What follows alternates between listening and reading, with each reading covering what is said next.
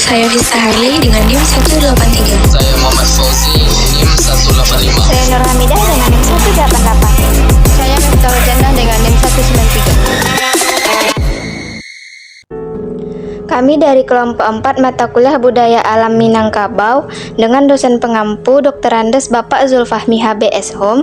Di sini kami akan menjelaskan materi tentang peninggalan sejarah di Minangkabau, yaitu Rumah Gadang di Padang Panjang. Ini merupakan perjalanan yang kami lalui menuju Rumah Gadang Padang Panjang. Pusat Dokumentasi dan Informasi Kebudayaan Minangkabau atau biasa disingkat PDIKM adalah salah satu museum di Sumatera Barat yang terletak di Kelurahan Silaing Bawah, Kecamatan Padang Panjang Barat, Kota Padang Panjang. Museum ini berisikan berbagai macam informasi dan koleksi mengenai kebudayaan Minangkabau, baik berupa dokumentasi audio maupun visual. Pendirian PDIKM dilatar belakangi dengan adanya asumsi bahwa masyarakat Minangkabau tidak memiliki bukti-bukti sejarah tertulis yang baik karena orang Minang terbiasa dengan budaya tutur yang diturunkan secara turun-temurun.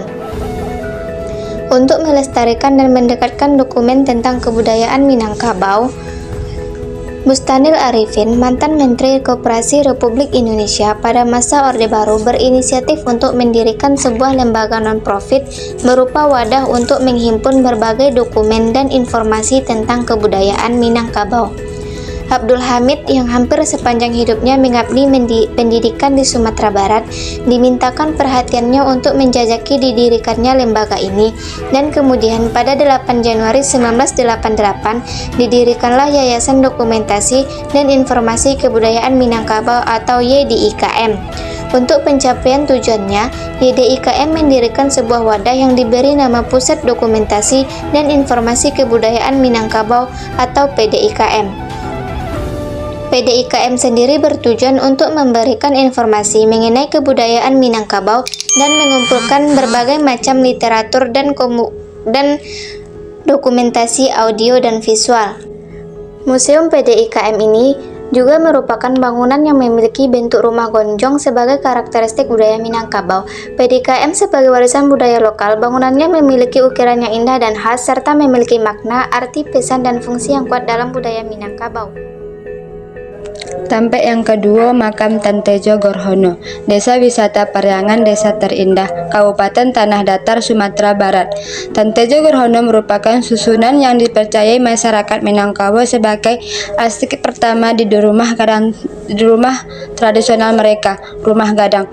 Beliau dipercayai memiliki tubuh yang tinggi sehingga makamnya pun berukuran panjang.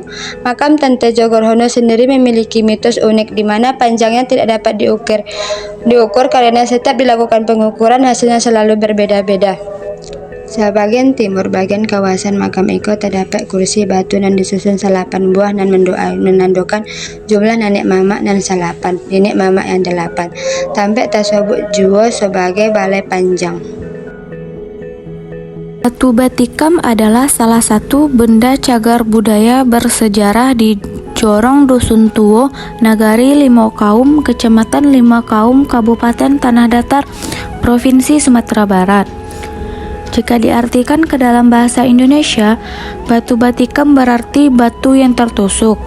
Menurut sejarah, lubang atau tusukan yang ada di tengah batu itu merupakan bekas dari tusukan keris datuk Perpatih dan Sabatang.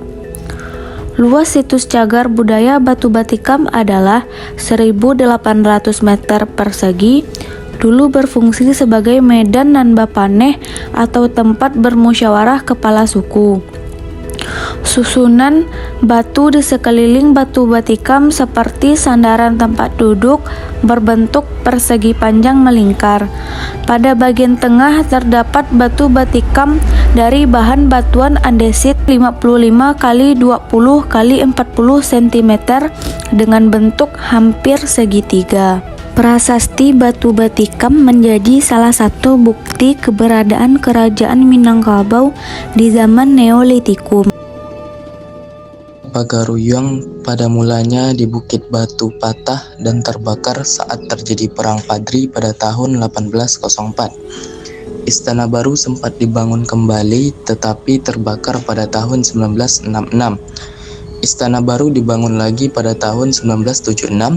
Meski demikian, gagasan pembangunan kembali Istana Pagaruyung sudah dicetuskan pada tahun 1968 oleh Gubernur Sumatera Barat, Harun Zain. Harun Zain merasa diperlukannya warisan yang bisa mempersatukan orang Minang setelah peristiwa pemerintahan revolusioner Republik Indonesia. Pada tanggal 1 November 1975, disepakatilah sebuah perjanjian pendirian bangunan replika Istana Pagaruyung. Istana ini tidak dibangun pada situs aslinya, tetapi berpindah lebih selatan dari situs aslinya. Pembangunan dimulai pada 27 Desember 1976 dengan upacara penanaman tonggak tuwo dan baru selesai acara secara keseluruhan pada tahun 1985. Istana Pagaruyung dimaksudkan untuk menjadi ikon Sumatera Barat. Setelah selesai dibangun, istana menjadi dikenal publik sebagai tempat kunjungan wisata dan museum.